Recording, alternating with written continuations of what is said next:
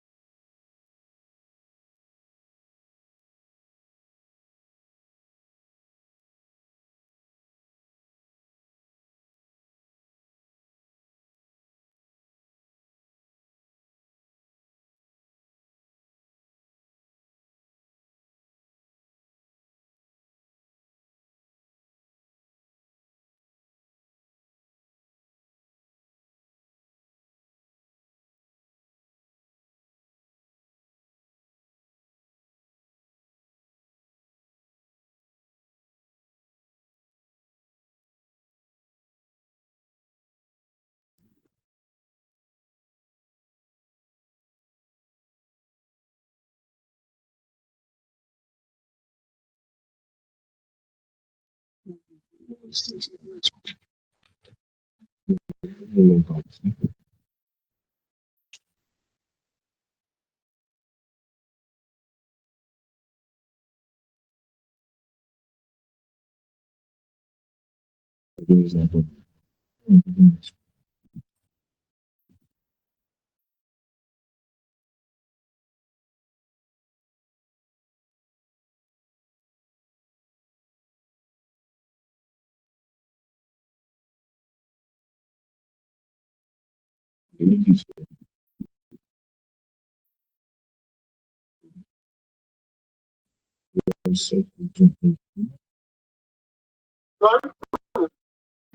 webinar is being recorded.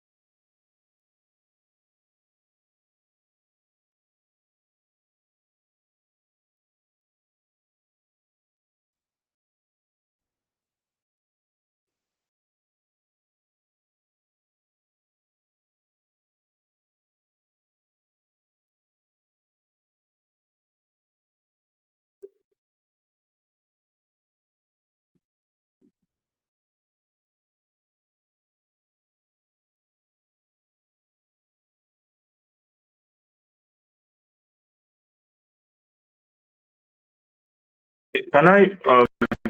Okay, I think I'm. Hello. Sorry, am I being heard? I don't know. I'm now technical issues here on my end. You being Yes, we can heard. hear you, but your video is not Oh, on. okay. Thank you. Thank you. Sorry for the delay. I don't know if it's from my end, but I have some technical issues here. So I think we just I'm still trying to set my camera.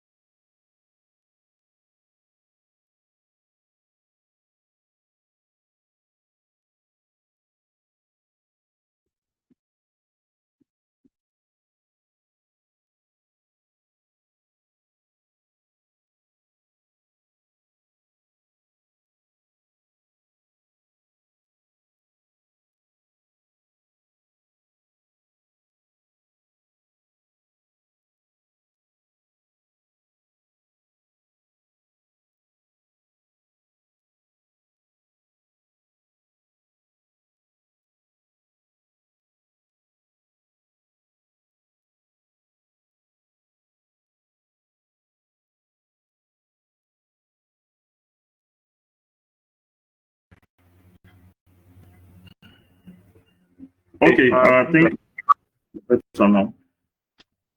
Okay. All right. I sincerely apologize for the technical issues here and there. Okay. Well, now don't waste any more time. I think we're already time. So we'll just get straight to it. Okay. My name is Ikechi Kodiri. I'll be the moderator today for the African Trade Exhibition. I want to also be the CEO and founder of TrashBase. TrashBase is an African waste management technology company. I just want to let you know about the African Trade Exhibition. Actually, we do these webinars every month. It's like a business webinar. It's a build up to our African Trade Exhibition. Our African Trade Exhibition is actually a African premier virtual hybrid event. It's technology driven. It's first of its kind, whereby we use technology like virtual booths to actually host an exposition event for Africa. So we actually encourage businesses, innovators, and policymakers in government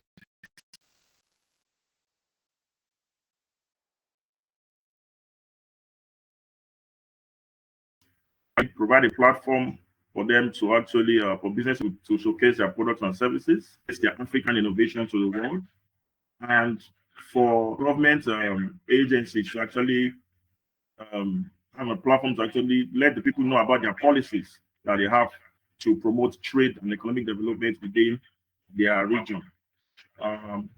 So we hold these webinars every month as a kind of like a build up to the Expo event. We host the Expo event twice every year, and we want it's a platform for entire Africa to actually participate, to foster economic integration, to foster partnerships, and to foster development all over Africa.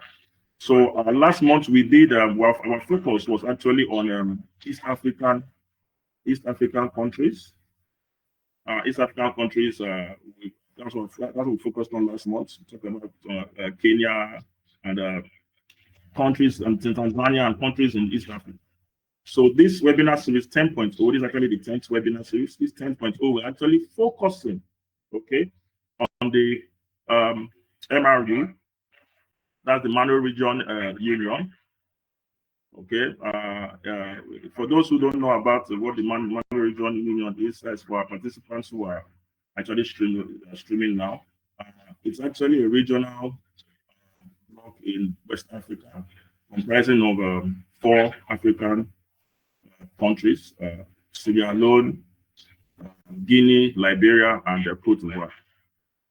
So we have today we are very blessed to have in the house with us today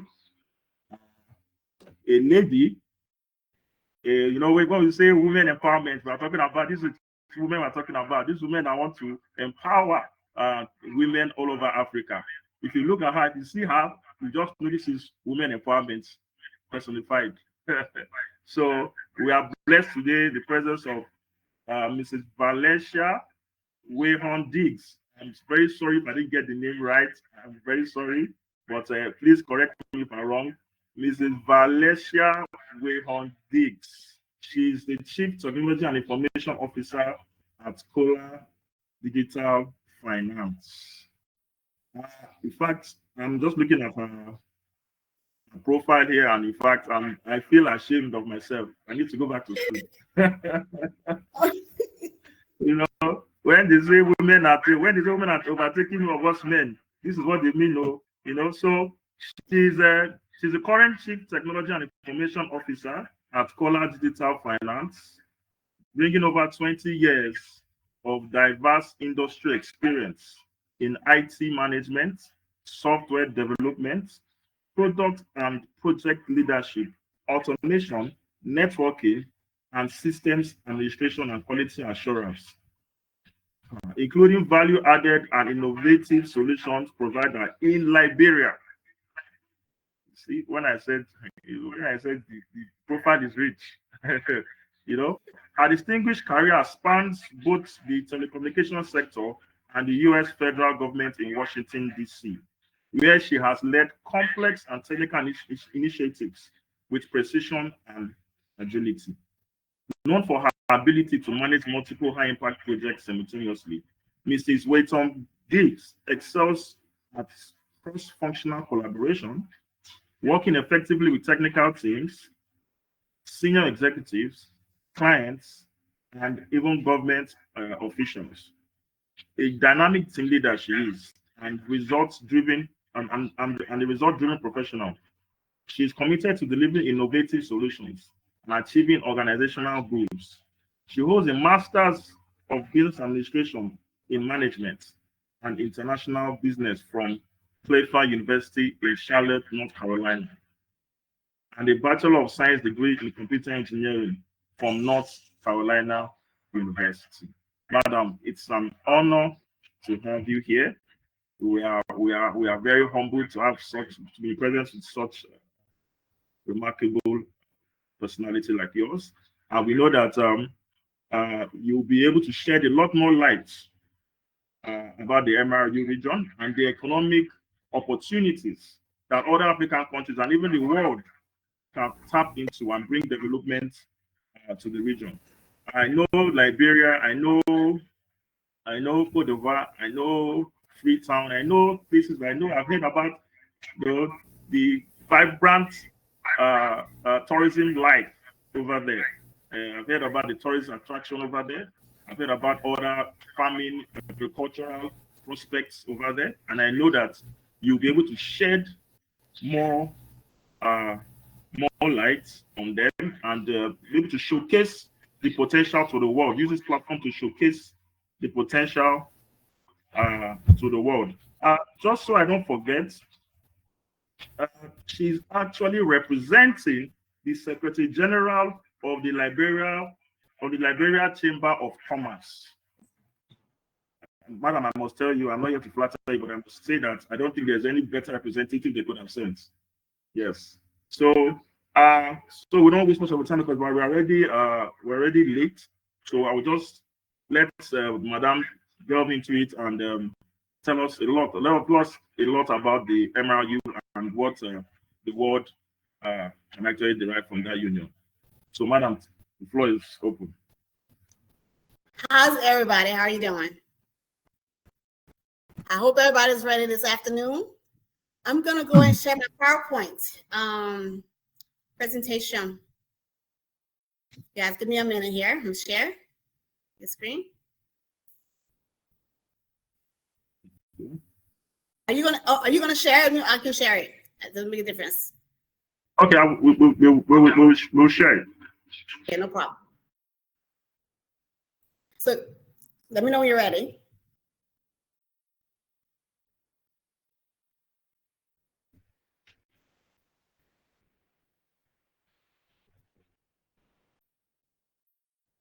All right. Okay. Can you see it? Yes, I can see it. Okay. Okay. All right. Much better. All right. Good afternoon, esteemed participants, distinguished guests, entrepreneurs, investors, policymakers, industry professionals. My name is Felicia J. Wyan Diggs, the Chief Technology and Information Officer at Côte Digital Finance, as he's already expressed to you already. Thank you. It is a profound honor and privilege to be here today as your keynote speaker for this crucial and timely webinar, Unlocking Potential Business, Trade, and Investment Opportunities in Africa, with a dedicated focus on dynamic and promising Mano River Union region. Please go to the next slide. I can go to the next slide myself.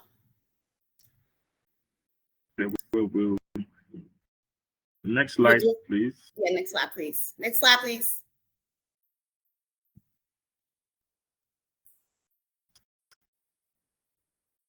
Next slide. Next slide, please.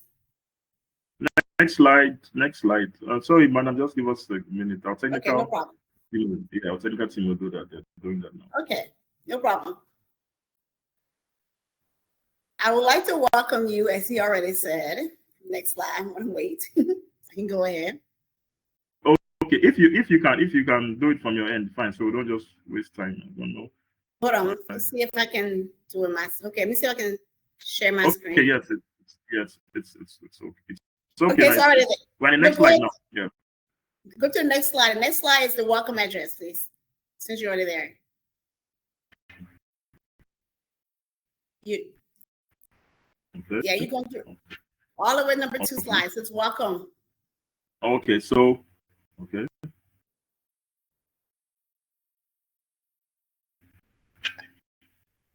All right, thank you. It is a profound honor and privilege to be here today as your keynote speaker, as I said. I extend my deepest gratitude to the organizers for inviting me to speak on this significant occasion and for their commitment to bringing focus to a region full of untapped promises.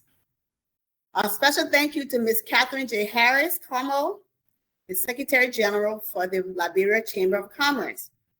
Unfortunately, she was not able to attend today, so she sent you Cola Cash instead. Next slide, please.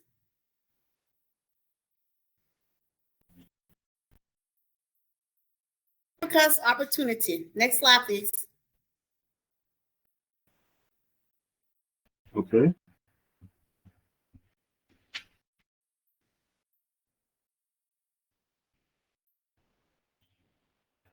Next slide. Next slide. Next slide, please.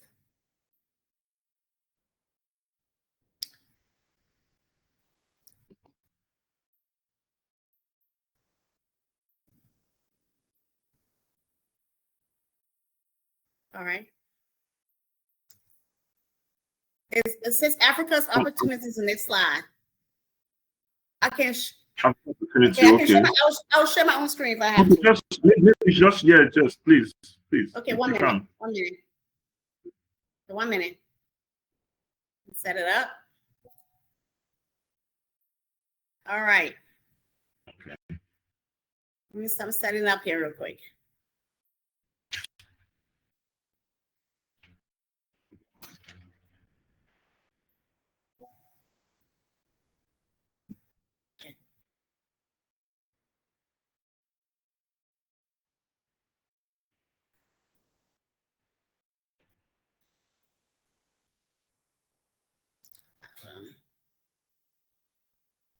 All right, hold on.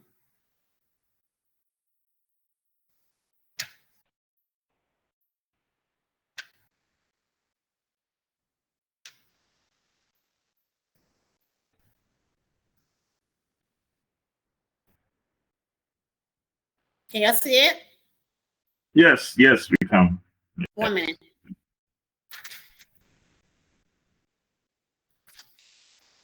Okay. 1 minute. It's coming up. Can you see my 1 minute? Oh, hold on 1 minute. All right. Can you see my screen? Yes, we can. You see the PowerPoint? Yes, we can see you perfectly.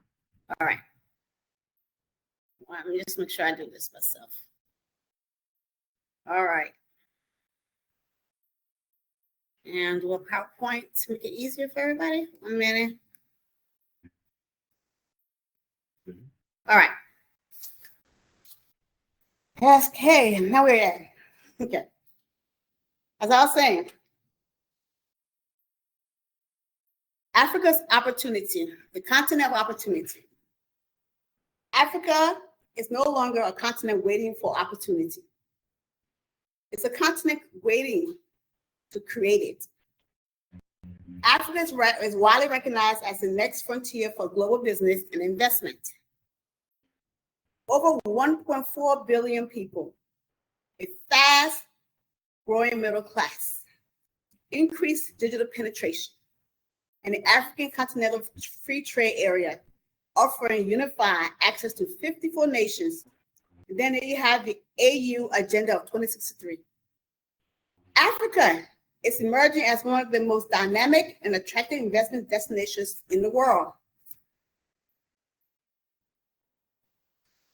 But within Africa's landscape, the Mano River Union region holds distinct advantages: rich natural resources, strategic locations, a rising generation of entrepreneurs, professionals, and policymakers who are ready to shape the future. As I said, this webinar is both timely and essential, providing a critical platform to highlight investment pathways, identify growth sectors, outline strategies to foster sustainable economic partnerships. The Mano River Union at a glance. My co, the organizer, mentioned them earlier. What are they? This sub-region is blessed with vast minerals. But he mentioned Sierra Leone, Liberia, Guinea, and Côte d'Ivoire. It's blessed with vast minerals. We all know about iron ore, diamonds, and gold, fertile agricultural land, untapped tourism potential, young and resilient populations. Historically characterized by shared cultures, each of these nations is undergoing reform in economic transformation. For example, Liberia is modernizing its business regulations. Sierra Leone is driving digital financial inclusions. Guinea is investing in energy infrastructure. And Côte d'Ivoire remains one of the fastest growing economies in Francophone West Africa. Why do I say this? Let's look at some key indicators. The GDP growth trends and recovery post-COVID, for example, in Liberia, is at 6.2% this year due to agriculture and mining. Key macroeconomic indicators like inflation and exports. We look at Sierra Leone.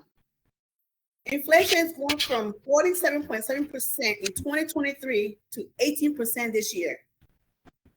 Then you have infrastructure development. The MRU Road Development and Port Facilitation Program is working on connecting between Sierra Leone, Liberia, and Guinea.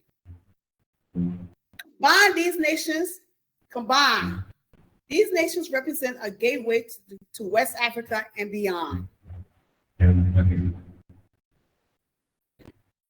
Now, what are our key sectors for investment, for investors?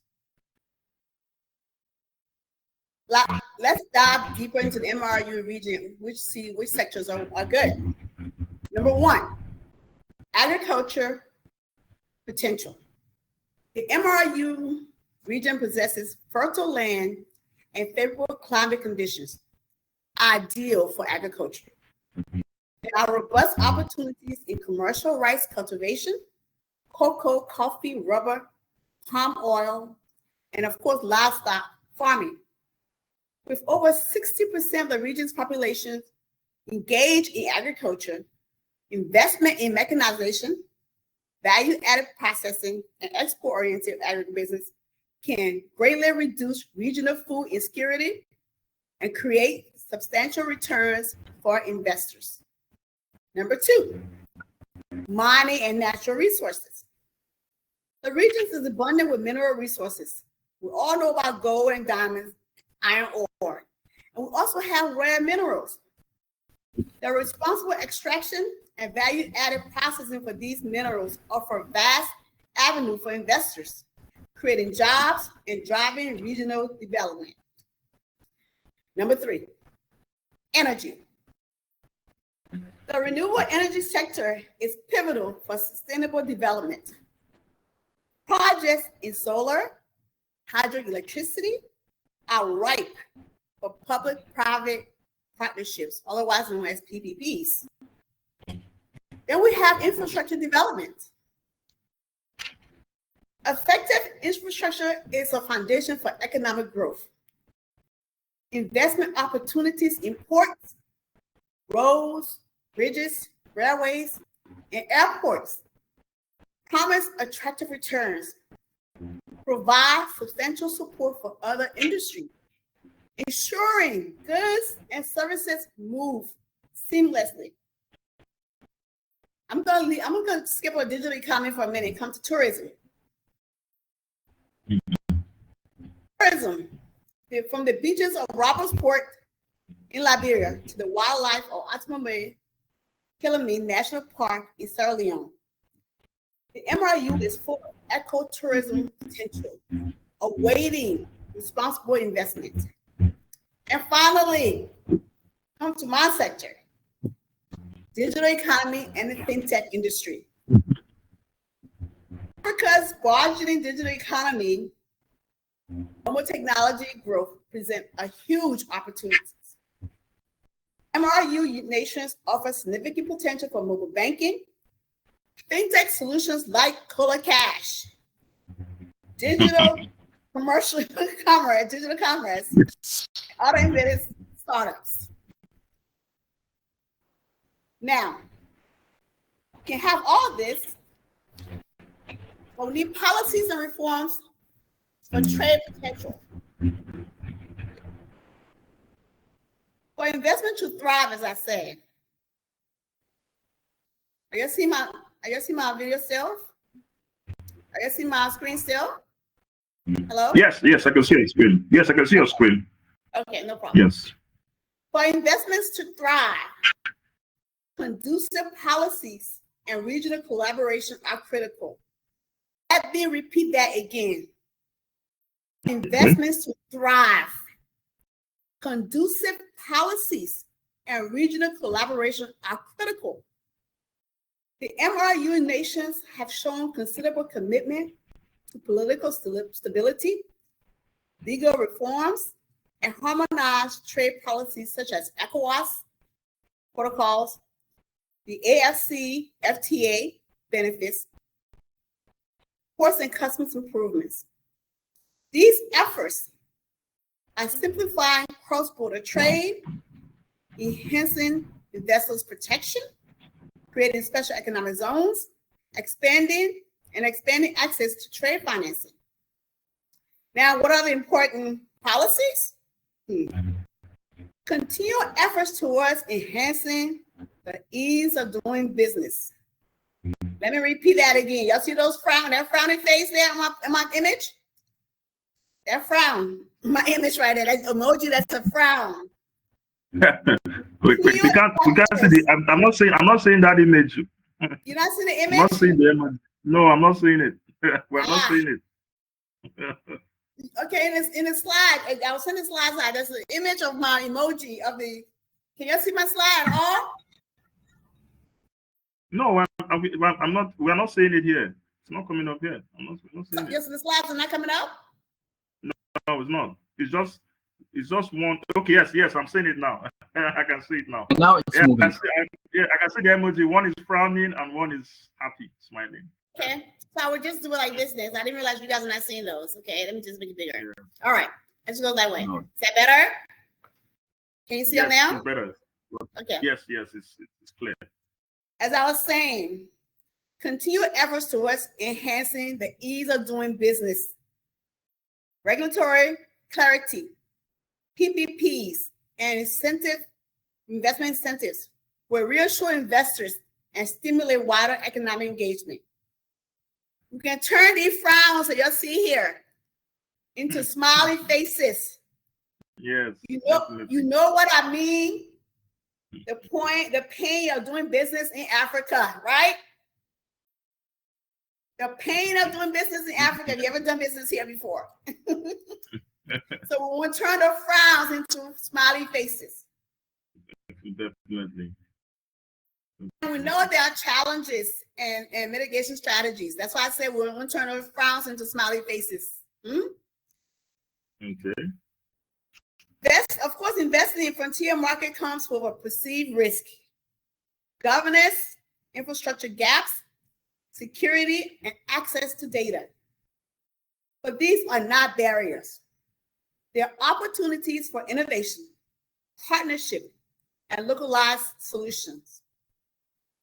Solutions are for due diligence in local partnership, a great diaspora, cooperation, and a various chamber of commerce are the keys to unlocking real value.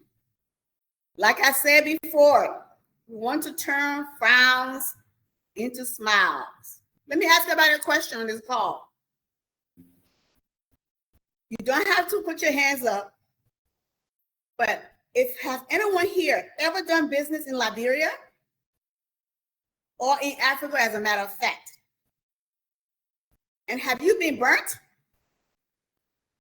When I said burnt, meaning, have you gotten so mad and upset that someone just took everything from you and they just rob you?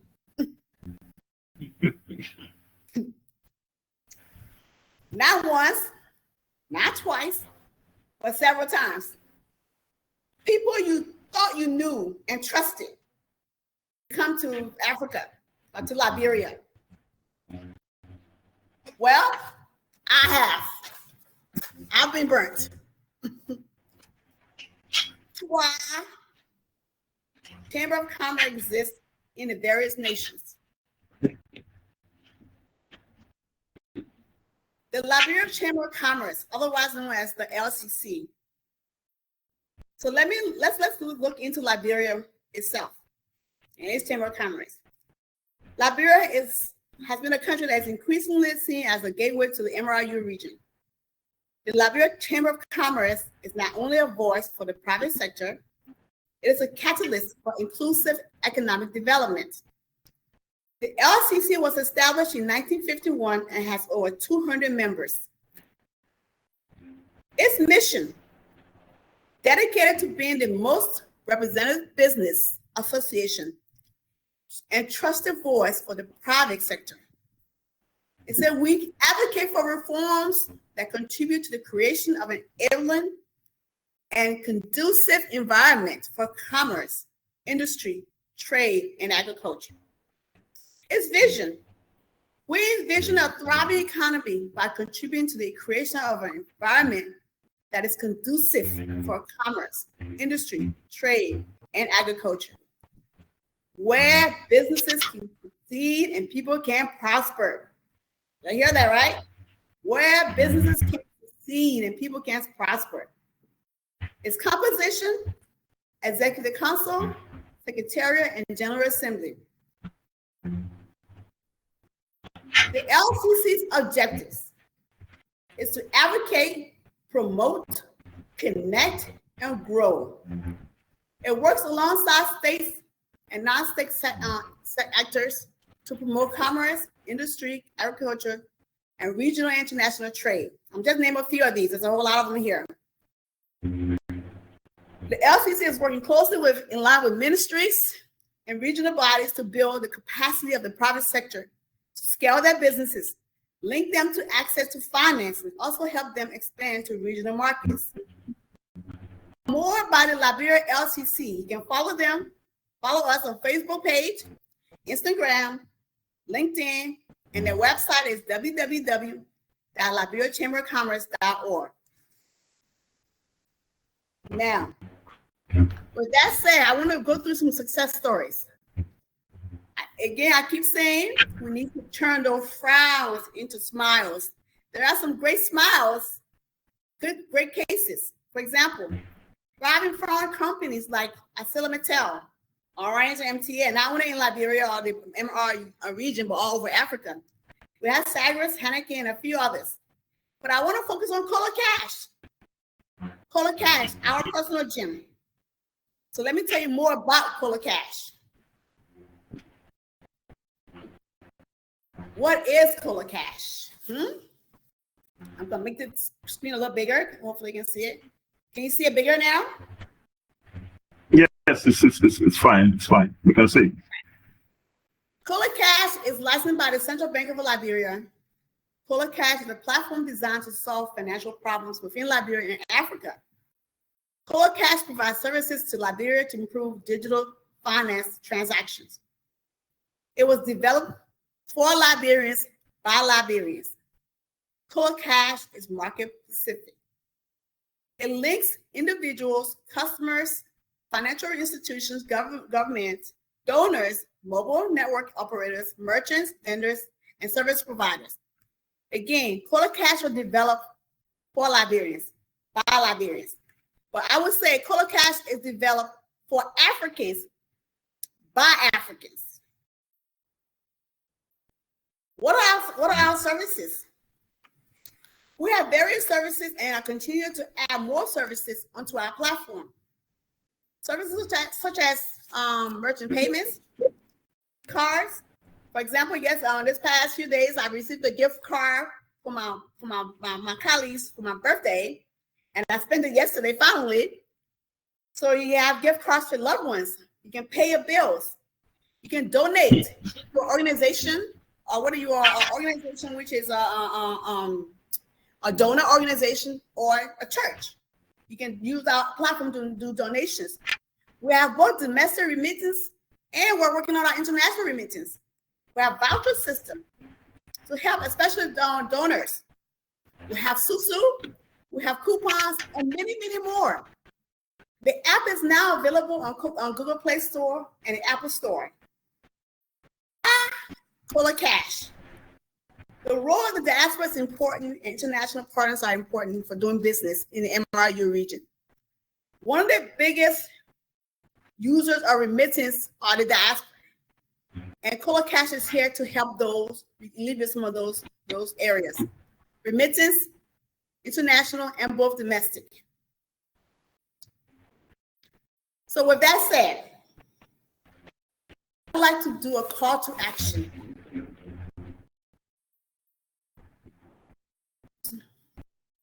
To all potential investors and business leaders here today, the MRU region is at a pivotal juncture, poised for remarkable transformation. Fast mover advantages here. Quota reforms are being done. Rising investor confidence is coming around and strong returns. Now is the time to explore the MRU region. Africa and MRU region are the present. I encourage all participants today, investors, entrepreneurs, policymakers, to engage deeply, explore thoughtfully, and invest fearlessly in this vibrant region.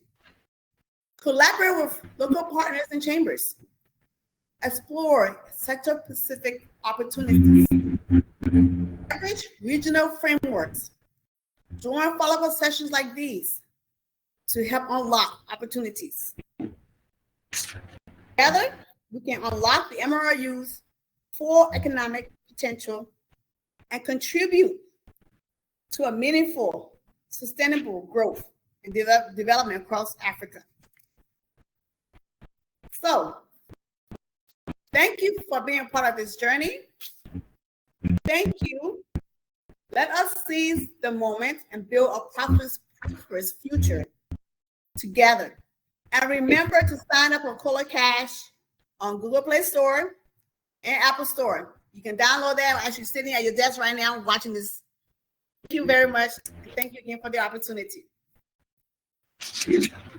Thank you so much, madam. Thank you so much. That was so insightful. That was, in fact, after this, if you're not using Cola Cash, you are not using anything. After this, you must be using Cola Cash after this. Madam, thank you so much for the insightful presentation. With this, we have really learned a lot. I have personally learned a lot for what you just said about the opportunities existing in the MRU. I took some very, very key notes, that things we talked about, like the investment opportunity, the sectors. We talked about agriculture. I talked about agriculture, and even before you said it, we have already heard so much about cocoa and cocoa farming and so many things that happen over there. Also mining. I mean, everybody knows about diamonds. Everybody knows about Liberian diamonds and all that. You know, that but one of the new discoveries that I heard from you was the energy sector. I didn't know they were doing so much in the energy sector. Tourism, I knew they are doing a lot in tourism, but I didn't know they were doing much in energy sector and the infrastructure development aspect of it. And of course, IT. I think IT is the golden child on the block. So I think you guys actually, I think, are the pioneers of that in that region.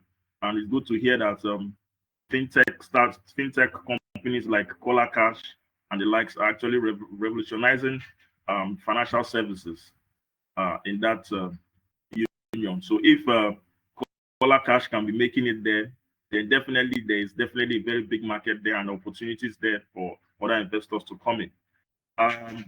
Some questions are coming from some of our participants. I'll be sharing some of them with you. Somebody is asking here that given the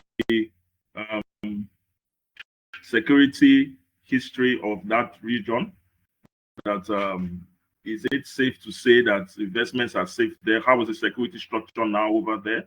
Are there any wars or fights or things like that are hindering investments over there? So they just want to know what is the security situation within that reunion. I know that's one question. Then someone else here is asking, okay. The second question is someone is asking, what is government? What is the government within the MRU? Let's say Liberia, for instance. But the person didn't actually say the exact country, but I'm just using Liberia for a reference. So, for instance, what are they doing to actually encourage foreign direct investment within the country? What are the incentives being put in place to see that people in other countries and even in diaspora can come to Liberia to invest? What are the incentives? What is going to, if I'm an investor and I have $10 million and I'm looking for where to invest, and there are so many countries in Africa. I mean, there's Nigeria, there's South Africa, there's Kenya. What will make me want to come to Liberia or come to the MRU with my money? So I think that's what they want to know. So what are the incentives that's different, that makes them different from every other African region? So I think those are the two questions for now. So, madam, I don't know if you can just briefly, I don't know what to take much of your time, but you just briefly shed light on that. Okay, can you hear me? Yes, perfectly. Okay, for some reason, 1 minute. All right. So, first question is security stability. It's you hear a lot of things on social media about stability or not, or the instability of Liberia or the MRU region, but it's very safe. I've been in Liberia over 5 years, since 2020. The business atmosphere is getting better, but as far as security is concerned, I would say it's safe. I mean, no matter where you go in the world, things will there will be some sort of disturbance, but as far as stability when it comes to investing in this country, it's getting there. It's safe. Cola Cash is being in the market now. We're being in Liberia for almost 5 years, being in the market going on our 2nd year. And so we have not had any issues. We have agents in the field. We have the various merchants that we would deal with, the businesses we deal with. So we have not had any issues as far as instability. I mean, it's a beautiful country. So I would say if I want to invest, this is an opportunity. It's an opportunity to come here. For example, I would use Liberia and the MRU region as the way they did a long time ago in the developed world, for example, the US, where they had the gold mines and everybody was grabbing land, trying to basically secure their future. So Liberia is basically, it's like you're starting from a clean slate in the MRU region, especially Liberia. So there's a lot of opportunities here if you're willing to stick it out. So I would say stability is not an issue you should worry about when you come. As far as the government is concerned, the new government right now have just been in office for the last year and a half. They have things they're planning on doing right now. One of the things that I know that the government is doing as far as locally in Liberia is when it comes to safety and everything else, that the police and the military are gearing up, and they are having people in the streets with more women. Actually, I see more women officers these days in Liberia, which is something that's really nice to see. But the government has their plans, and they are working on things. Eventually, I'm pretty sure they'll be sharing them here soon. But as far as the government, if you have $1 million and you want to bring it to your 10 million, I can bring it here. I know that last year we had a big investment forum that the government held. And companies from all over the world were here, from not only the US, from Europe, but also from other African countries were here. So the investment forum was for almost a week and a half investment forum where the president himself attended. And then, of course, the vice president and a few keynote speakers were there. So we at Côte Cash were at that investment forum. So there are opportunities here, and they are looking to work with whoever is going to come to the table and work with the country. Right? Did that answer your question? Definitely. I think it has answered because it was a question from some participants. So I think you did justice to it. I think you did justice to it. I think it's clear to me now, really clear. And I hope our participants streaming and watching, I hope she's been able to properly douse your fears or your concerns about investing within Liberia and the MRU. So thank you so much, Madam, once again. It's been a very pleasure having you here. And we are definitely coming to Liberia to invest. We are definitely bringing our money to Liberia and to the MRU to invest. And wish you good luck in Color Cash. We would really like to know more about Color Cash even after this session. I will definitely put the website and the app handles links out there so that users can actually go there and learn more about what Color Cash has to offer. And if Color Cash are open to partnerships, I'm pretty sure they'll be open to partnerships, from Africa. So I think it's something I'll be welcome. Yeah. So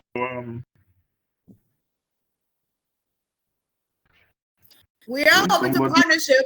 To answer your question, to comment on that, we are open to partnership. If you know of any, we are open to partnership. You know of any?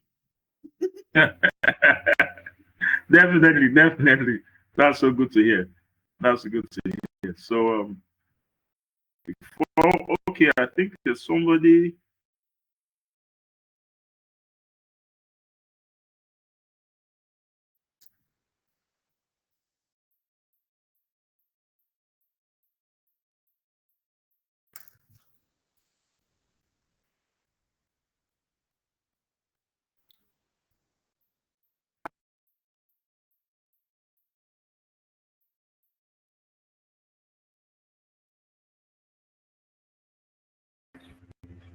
So we don't stop the flow. We'll take more questions later. So, permit me to introduce Doctor, our very own Dr. Abdul. Dr. Abdul Bade El Dada.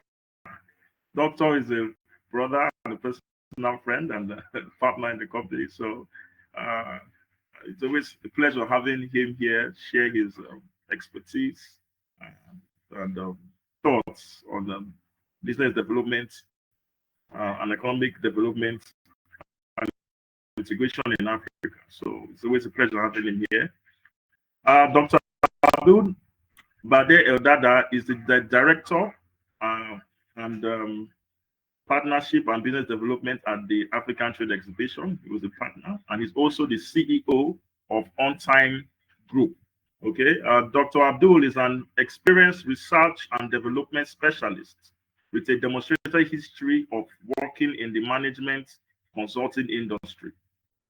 Dr. Abdul is a former director of event management with the Islamic Chamber of Commerce, Industry and Agriculture, ICCIA, and former TBM head of unit, International Federation of Red Cross and Red Crescent Societies, IFRC.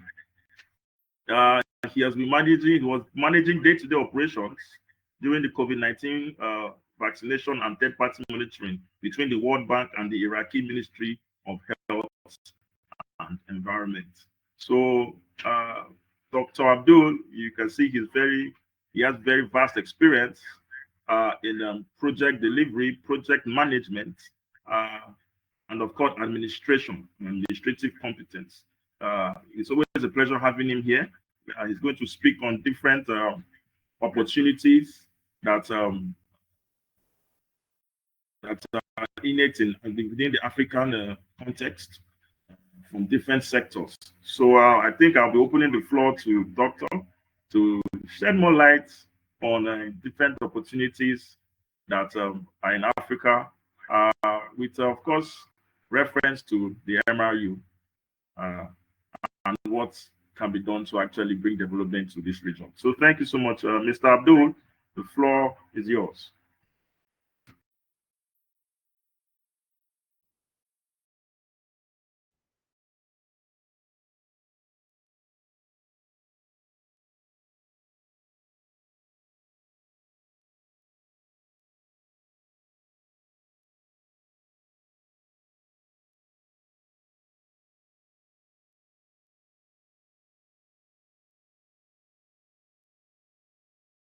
Hello, Mr. Abdul.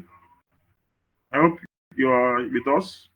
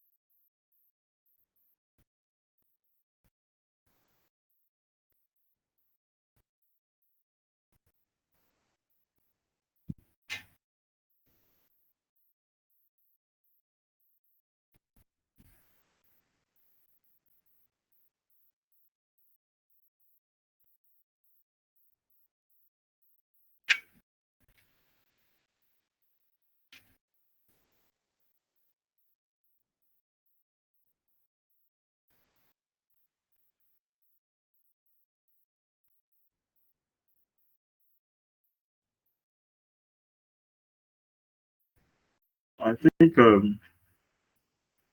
Mr. Abdul, maybe Mr. Abdul is not. Okay, maybe I think he has some network issues. So we'll just give him, let's just give him some time.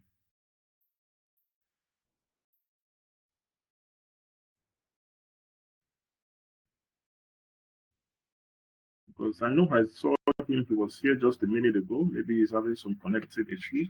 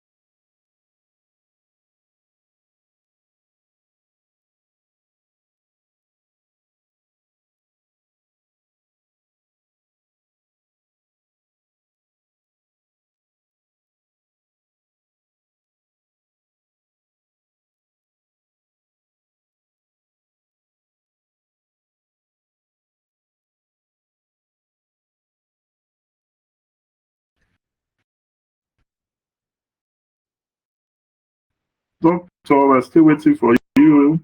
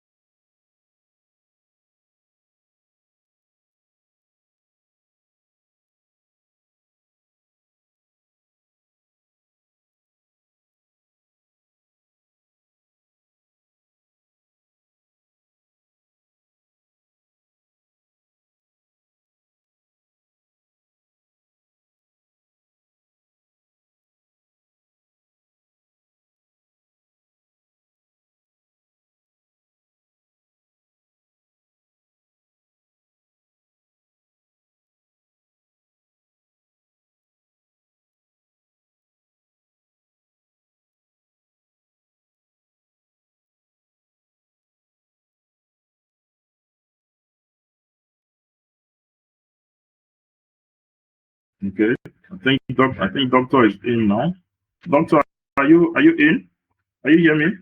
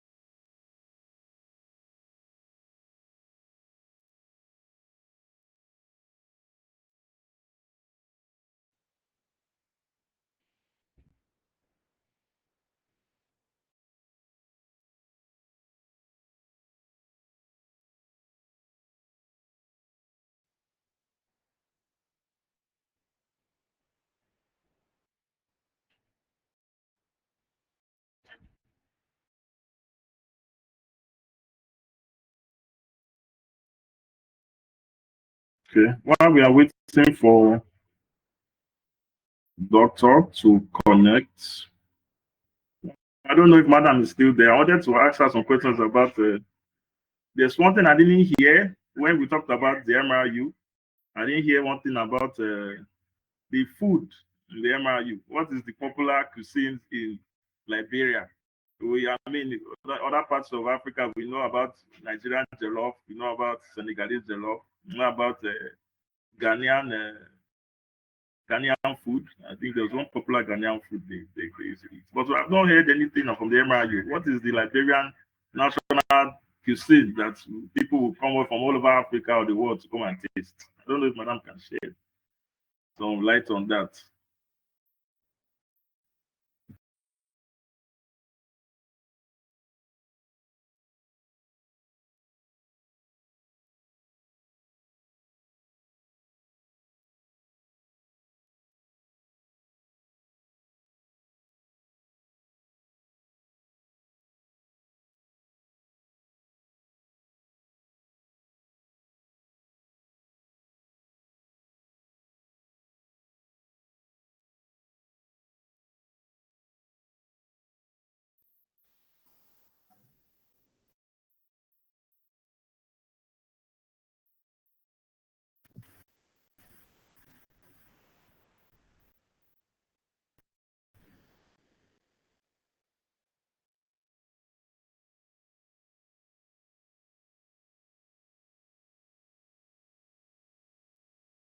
I'm sorry, did you say, I apologize. I was muted, sorry.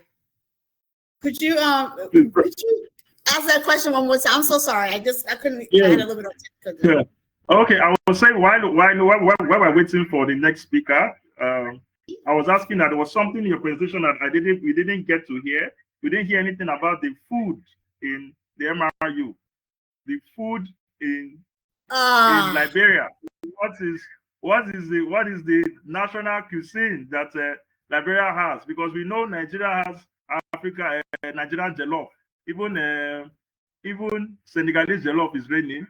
Ghana jollof is reigning. What does Liberia have that can compete with our jollof that will make us come to Liberia to eat? Our jollof is better than anybody's jollof. Did you know that Liberia has the best food? Liberia has the best food. Not only the jollof, we have palm butter, we have cassava leaves, potato greens, and tabagi. I don't know if you heard of tabagi, right? Tabagi. Yes, I've heard of it. I've heard about it. So Liberians are known for being one of the best cooks in Africa. Just something like to know that, because I have friends from various parts of Africa, and every time they taste the Liberian food, we have the best jollof. Period. We have better jollof. It's more flavorful. It has various Don't allow Nigerians and Ghanaians to hear you say that. So don't allow them to hear you say that your jollof is the best. It is the best. They can hear it all they want. It is the best. I've had the Ghanaian jollof and I have some Kenyan jollof. I think Liberian jollof is the best. So I think so. The participants, have you heard? So we have not, we have just been debating Nigeria and Ghana jollof. You can see that Liberia jollof is the best. She's saying it. So maybe we need to go there and try it. So this is something to bring. Maybe this will bring investment to Liberia. People might just go. Bring it. Come, yes, that's true. That's true. Yeah, the food is exceptional. We want to go and end this debate finally. To know, yes. Come, so come, bring your come. Your come and taste. I'll be here waiting for you guys. Color Cash will be here waiting. Your come. Thank you so much. Thank you. So I think we'll just go to the next agenda while we are still when the next speaker comes, you can always take over from there. So we'll be talking about waste to wealth. I'll think I want to introduce myself again for those who maybe came late. My name is Ikechukwu Odiri. I'm the founder and CEO of TrashSpace. TrashSpace is a waste management technology company based in Nigeria, but for Africa. And one of our technology stacks is we actually operate a recycling marketplace where we connect with waste-rich regions in Africa, so recycling markets in Europe, Asia, international recycling markets anyway. So we realized that the waste market is very huge globally, and Africa has a lot of waste with very poor waste management infrastructure. Just like the madam spoke about investment opportunities in Liberia and the MRU, I also think there's also opportunities for waste management and recycling over there. So our platform is actually to create a bridge, okay, between African waste and the international recycling markets. So when we talk about waste, we are talking about plastic waste, we're talking about aluminum cans, we're talking about cartons and paper, we're talking about metals, talking about even agro waste, you know. So it's a huge market, and we believe that in the MRU, we believe that it will be an opportunity for to attract a lot of investments within the region, and to also provide a lot of jobs and economic opportunities for the people in within that region. So I will just wanted to give a small overview. I think I'll be sharing my slides soon so that we can just go through it.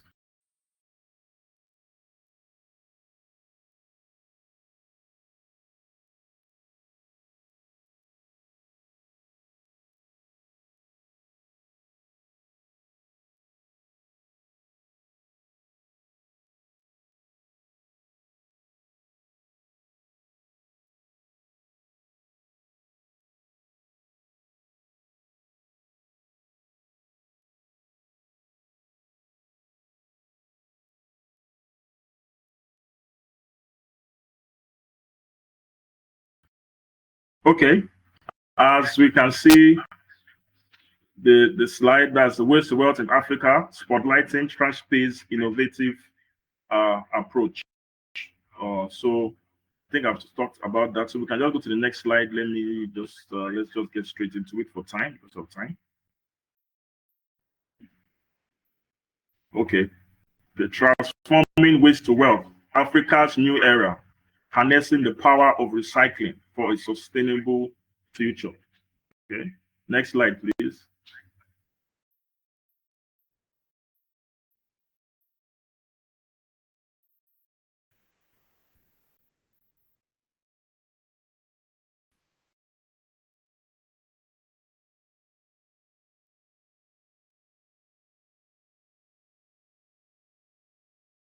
Next slide, please.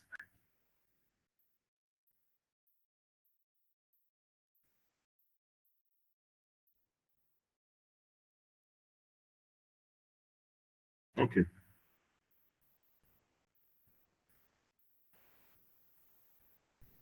Okay. That's it.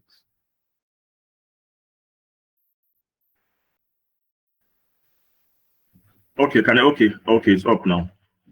Okay, Africa's waste management challenge. Okay. Now, Africa generates over 125 million tons of waste annually, with only around 4% being recycled and managed properly. And this leads to environmental pollution and health risks associated with poor waste management, inadequate infrastructure, and weak policies, and of course, limited recycling capabilities exacerbates this issue. So what are we talking about? If Africa generates more than 25 million tons of waste yearly, and only 4% is being recycled, so where does the other 96% go to? Where do they end up? They end up in the landfills, they end up in the dump sites, they end up in the oceans. You know, and they end up in our soil. And this also goes a long way in causing a lot of environmental problems, pollutions, even affecting our farm produce, affecting our health. You know, and it's unfortunate that Africa has very poor waste management infrastructure. We don't seem to, I don't know, the government, maybe they don't seem to see the economic value in it. So it's been operated as strictly a government sector, whereas in other parts of the world, the waste management sector is operated strictly by the private sector. You know, So these are things that we are trying to change in the mindset of how we handle waste management in Africa by actually identifying the opportunities within the sector. So please, let's go to the next slide. The next slide is to identify, we have identified the problem, let's identify the opportunity.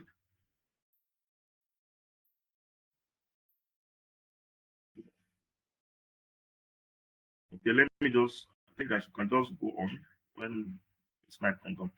So the global waste recycling market is projected at $80.3 billion by 2025. Okay, the global waste recycling market is projected to reach $80.3 billion by 2025, presenting opportunities for job creation, economic growth, and innovation. Okay, waste to what initiatives can unlock new frontiers for entrepreneurship and sustainable development. Now, the global waste recycling sector is massive, so it means there's a market already available.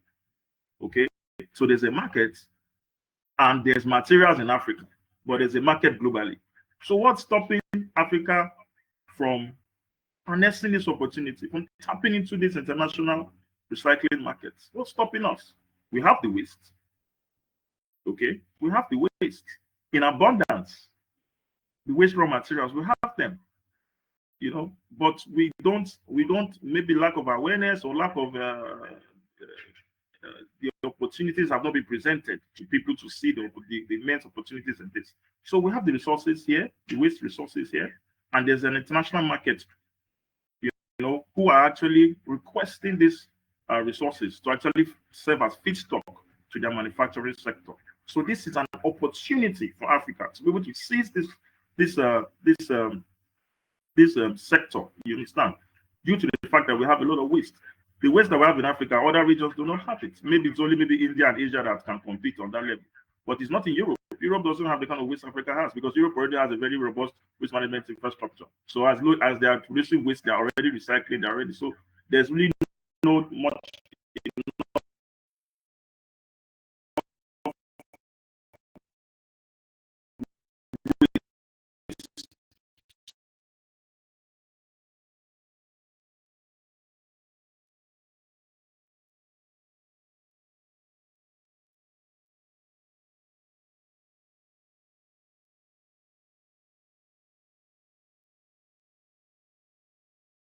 concept of recycling. I just want to go through that.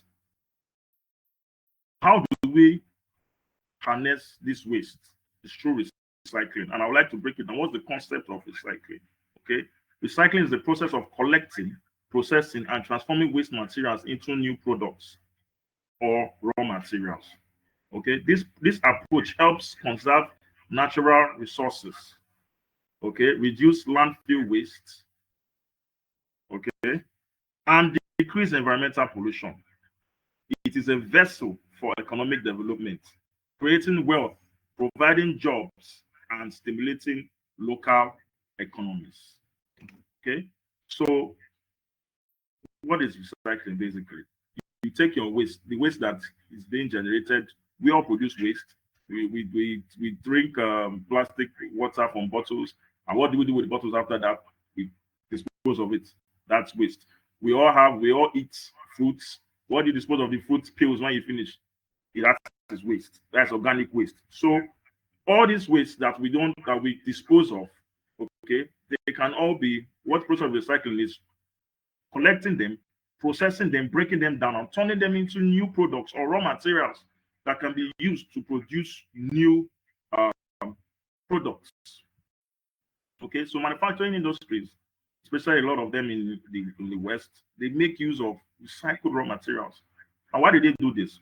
Because it's a lot cheaper to produce from recycled raw materials than to produce from virgin materials.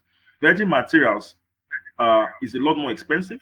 The process is a lot more hectic, and you are depleting the Earth's natural resources by doing that. But by recycling, by making use of already of wasted materials, you are reducing your manufacturing cost by over 70-80%. In the aluminium sector, if you recycle aluminium, you are reducing your cost over 95%.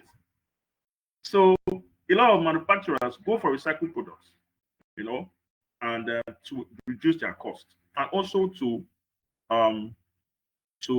reduce their environmental footprints, their carbon footprints. Because what happens is when as a manufacturer, when you buy recycled products, you know, you save your energy costs because you don't need to go and, you know, produce converting materials that you need to now till resources that you spend a lot of energy on. So you're reducing your energy costs, and as reducing your energy costs, you're reducing your carbon footprints. Okay, so a lot of companies now are going ESG. ESG is environmental, social, and governance. So a lot of companies now all over the world are making sure that they're ESG compliant. Because if you're not ESG compliant today, you will not even be able to compete in the global market right now in terms of business. Because those are basic criteria now that industries and even governments look for. So this is the reason why recycling now is a very big business all over the world. And that's the concept of recycling. Now, recycling, what kind of materials can you recycle? What categories are we talking about? You can recycle plastics. You know, when the plastic waters that you drink, when you finish drinking, you know, some people will dispose them and all that. But you can recycle them, recyclable. You can recycle materials like paper and carton, cardboard, glass, even glass bottles and jars and things like that, glass, metals. You know, metal recycling is a very big business all over the world. Where you see scrap yards, when you hear of metal scrap yards, that's what they do there. Okay, and you can also recycle even fabrics, textile. You know, for the ladies that wear a lot of clothes and you have a lot of old clothes and you want to dispose of them, there are actually organizations, okay, abroad that buy a lot of these textile waste and recycle them into new clothes and things like that. Okay, so there's a lot of opportunities in that space. Okay, then okay, we're going to look at waste to wealth initiatives. What other waste to wealth initiatives? Because there are several of them. Okay, there's of course, as we just talked about now, processing plastic waste into raw materials for manufacturing. So you can process that plastic bottle that people throw away. You know, manufacturers, can you can process it and sell to manufacturers, and they use it to produce new bottles that we all consume. Okay. Another source of waste to wealth initiative is converting organic waste into compost or biofuels. What are organic waste? Organic waste are like your foodstuffs, your farm produce, your foodstuffs. You know, things that your foodstuff that maybe your tomatoes and things like that in your house that are no more good, or you feel they are spoiled. You know, these things can actually be harnessed as organic waste, as compost, and used to even they can be used as compost for manure, for fertilizer, and they also can be used as compost for biofuels, which will be used to generate electricity. That's when you hear waste to energy. So that's why I was very, very particular about when Madam talked about energy sector in the MRU. You know, I was very, very particular about it. I said, oh, there's a huge growing investment opportunity when it comes to waste to energy. And there are a lot of companies, both in Africa and outside Africa, who are investing big into it. So nothing stops them from investing in the MRU to set up a very solid facility, waste to power facility, waste to energy facility that will supply electricity to the environment of the MRU. So that is one other waste to wealth initiative. Also, there are also others like repurposing metal scraps into functional art. Okay, I don't know if we are very conversant with that. There's some places you go, you see some metal sculptures. They're very expensive. They sell them for thousands of dollars. How are they made? Some of them you think that they go through, no, they take them through the normal metal processing thing, that take them through the normal metal processing procedure. No, some of them, these are upcycled. These are waste metals that they pick from scraps that they pick from the environment, and they weld it, and they have, it's craft. They weld it, and they're able to build something artistic out of it. And they sell a lot because one thing about artistic creations is that you can't really put a price on it. It's only the is only the owner of the art that can price it. You can't put the price on it. So whenever the owner of the art wants to sell it, he sells it. So you can see a metal sculpture going for $10,000, $20,000, $50,000, and you can see another one going for $1,000. Depends on how the artist feels, but it's a thing of joy to see an artistic piece being put together from waste. So that's one. Then also you can even people upcycle people into furniture. I don't know if you heard of them. They upcycle car, vehicle parts like tires and all that into furniture. We'll be sharing some pictures of things like that on the slides as we go on. So these are some initiatives. Okay, next up, we're talking about okay, please, the next slide. Let's go quick so we can. The next slide, please. We just go to the next slide now. Okay.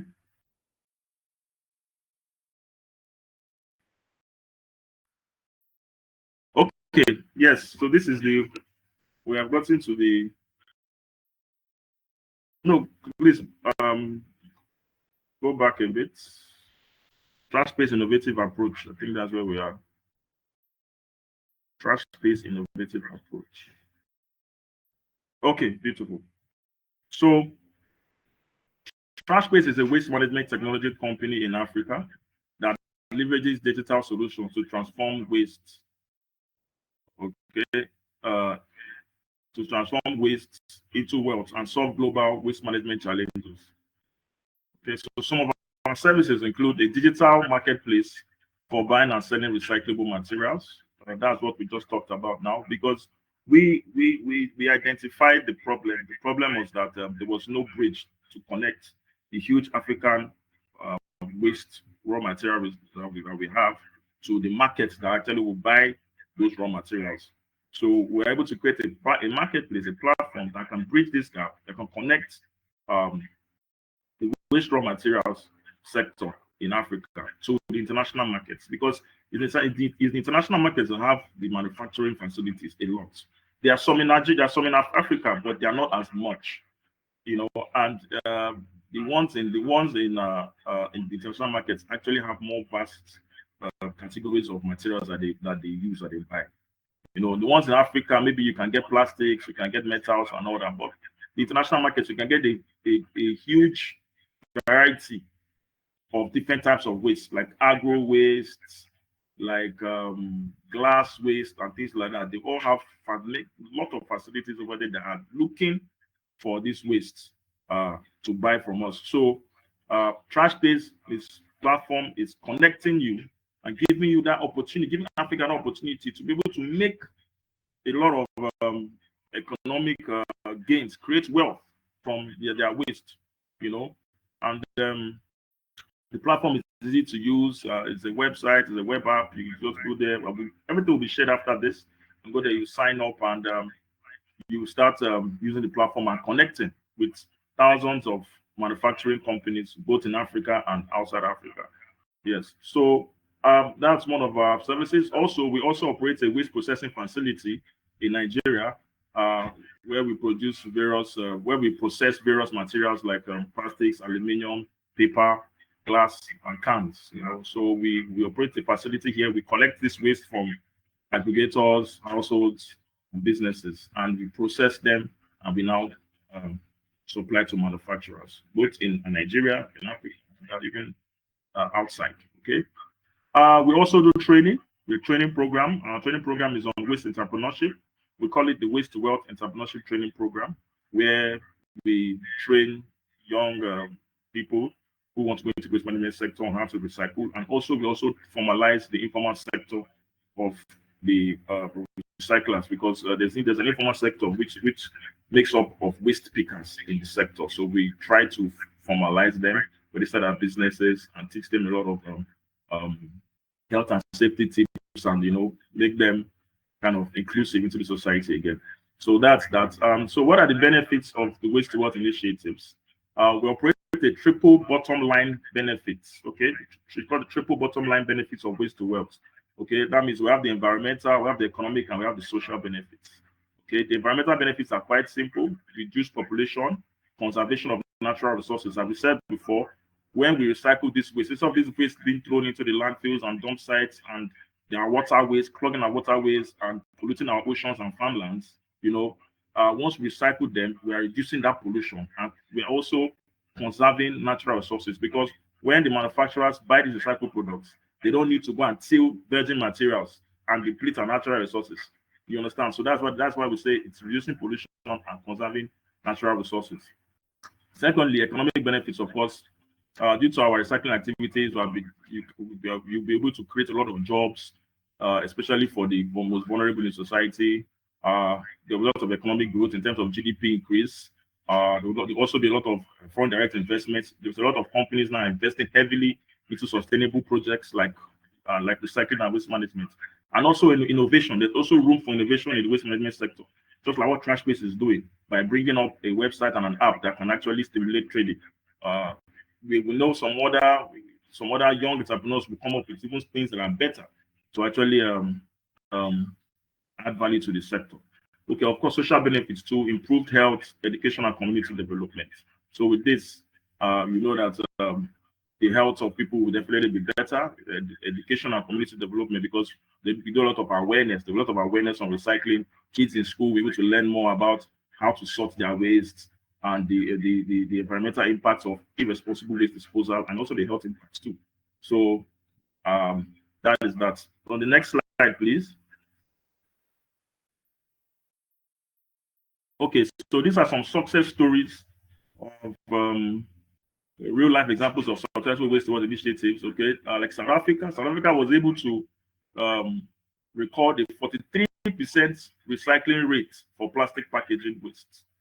43% recycling waste for plastic packaging. That means I just have to give you a round of applause, because South Africa has been in the forefront of this for years anyway. I think they're one of the people who started this recycling journey before a lot of other people in Africa. So they're able to achieve that, and that's a milestone as far as, if you ask me, as a big milestone. So kudos to South Africa for that. Rwanda has strict waste management policy and e-waste recycling plants. They have e-waste. They're investing heavily into e-waste. E-waste means electronic waste. They are investing heavily into electronic waste plants right now in Rwanda. The president of Rwanda is a revolutionary. He's a very visionary president, and he's looking into the future already. And he knows that recycling and waste management is the future for Africa. So he has already started with the electronic waste recycling plants. Also, Ethiopia is also having waste to energy plants, processing 1,400 tons of waste daily. This is what I was talking about. That's why when Madam talked about the energy sector, I was like, wow, I just knew I had that. So I was like, wow, this is something that I think can be taken to the MRU, to provide power for the MRU. So if Ethiopia is doing it, then this should be taken to the MRU too. Ethiopia's waste to energy plant processing 1,400 tons of waste daily. That is a lot. So you can imagine the kind of development that will be happening within the community. They will be employing thousands of people within that community. They'll be providing power within that community. They will be uplifting people within that community and providing help, creating wealth for people in the community. Women, youths, I can imagine. So kudos to Ethiopia. Also, we have Finland. Finland is not an African country, but we want to put it there because I think they're the highest. They are able to achieve one of the highest milestones by 95% zero waste, by converting all waste into usable products. That means there's no waste in Finland. That's what it means. There's no waste. They make sure they recycle every drop of waste. That is out of this world. That's commendable. I dream of a day when Africa can be able to achieve such. So next slide, please.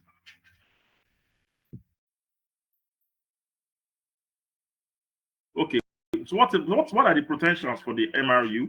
Okay, but the Mano River Union offers opportunities for wastewater initiatives driven by their growing urbanization and increasing waste generation in cities like Freetown, Conakry, and Abidjan. Okay, we just like what Madam talked about. She talked about the increasing population, the increasing youthful population too. So with this kind of population increase, there's definitely going to be increase in waste generation, and that serves as a opportunity, for the MRU to capitalize and harness, take advantage of this economic opportunity, and this to be able to make money from this waste that they'll be generated. Secondly, thriving youth-led businesses in waste management and recycling. There are a lot of just like what Madam talked about, a lot of youths going into tech and into so much businesses, you know.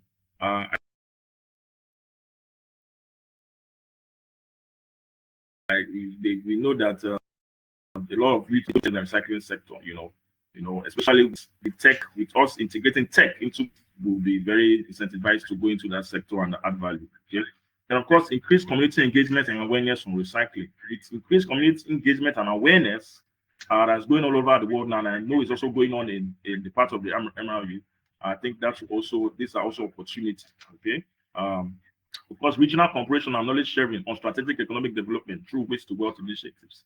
So this is where governments come in to share ideas, share initiatives on how they can think about policies that can help the economic, that can help the development of the economy through waste to wealth initiatives like recycling and upcycling and repurposing and waste to energy ideas, things like that. So I think that is it. Let's share the next slide.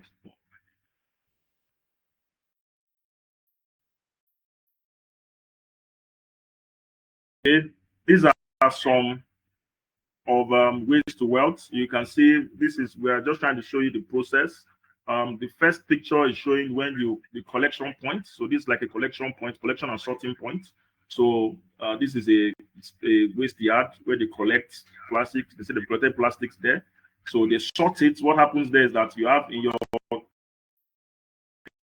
your yard or your facility, more or less, you sort it. They have different ways of sorting. It all boils down to what are the requirements of the manufacturer. Okay. So the sorting is happening there. Then after the finished sorting, the next picture by your right is the processing. That's where the process. Okay, they either crush or they process them in bales. It all depends on what your own system in your facility is. Then if you come down to the left, you see the facility where it has been taken to the facility now, that's taken to the factory now, to the manufacturer. You can see the manufacturer now are producing. You know, when the process gets to the manufacturers do their own due diligence on it to purify and whatever it is they need to purify to their own standard. So you can see it there. Then the last picture is showing you the raw materials after it has been, after the waste material has been processed and recycled. You can see that it has given you the raw material. These raw materials now are being sold to companies. Okay, these are being sold to plastic manufacturing companies. They are being sold to some are even sold to oil, petroleum companies. Some are being sold to different companies, even automobile companies. They buy them to use it to produce the plastic fibers that you see in cars. Many of them are being produced from this plastic waste. So you can see the opportunities are so vast, so immense. It's not just producing of plastic plates or plastic cups. It's also automobile. The automobile industry also needs it. The construction industry needs it. The electronic industry needs it.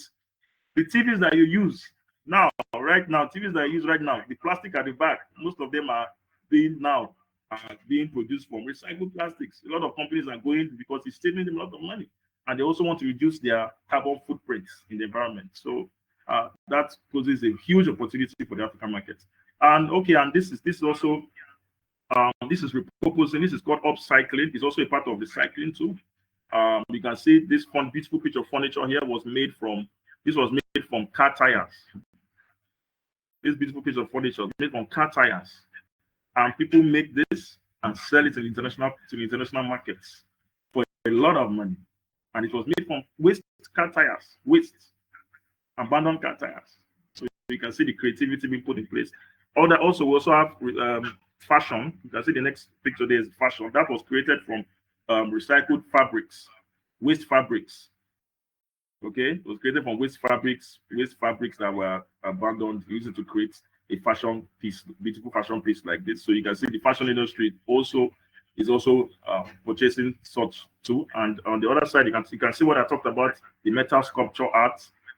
Artworks like this go for a lot of money in international markets.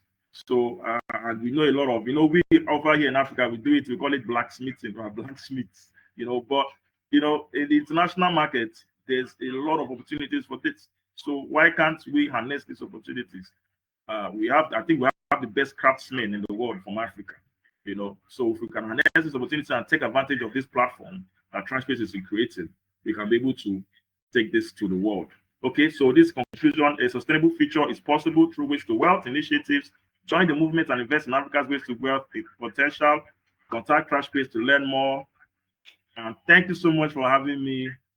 And God bless. Please, if you have any questions, I'll be happy to attend to that. Also, everything that we're sharing here today will be available on the Africa Trade Exhibition website. It will be shared there. So in case you missed it, or you want to just go back to get more first-hand information and maybe to save the information, you can always visit our website, www.africatradeexhibition.com.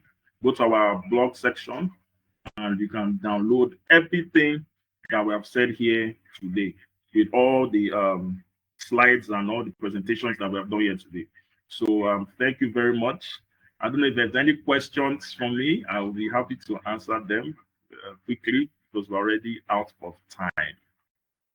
Thank you very much.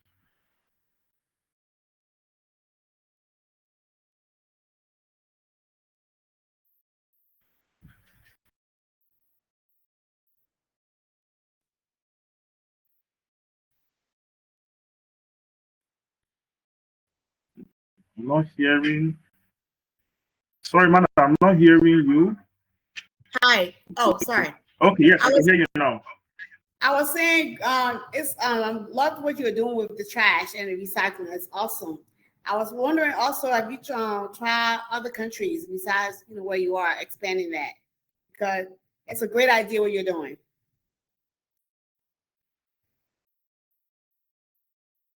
You hear me? Yes. Actually, we are operating from Nigeria, but we are not Nigeria bound. Okay. Our solution is actually an online solution, so it can be, yes, it's an online solution. We have an online platform, so it can be connected from anybody from any part of the world can connect to it. We just operate from Nigeria, but it's an online platform, just like how Color Cash is is a global platform, but you're operating from Liberia. So that's just how we are too. Yes. Okay. All right. Thank you.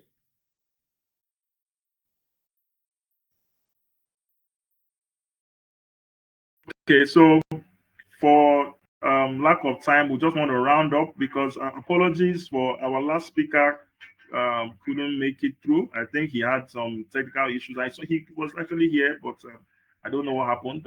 Maybe he had some technical glitches to his network. So I just want to take my time to thank everybody, all the participants who have been streaming. Thank you so much for being here. It has been very, very insightful. Madam has given us so much. In fact, I'm so excited to go to Liberia now. If only Madam can invite me to Liberia, I will definitely take my bags and fly to Liberia. Let me go and eat there. This jollof that they're saying that is better than our own. I don't want to agree. Oh, I don't want to agree. But it's all good. Jollof is jollof. And me, I'm a foodie. Anyone I will eat. So, so thank you very much, Madam. Madam, once again, in case you missed her name is Mrs. Valencia Wihon Diggs, and she was a marvelous speaker for today. She's the Chief of Information Officer at Collar Digital Finance. Okay, and she just told us about her amazing innovation, which is Collar Cash, and we are encouraging users to please download. We will share everything on our platform of their website and their mobile app handles. So thank you so much again, Madam. It was a pleasure having you. We hope to discuss more on this matter in the nearest future. So to all our participants, thank you for streaming in, both the ones who are here and the ones who are actually streaming from home, please. Thank you so much. It's been a wonderful session, and we hope to do this again next month. So thank you once again, and have a lovely day. Thank you.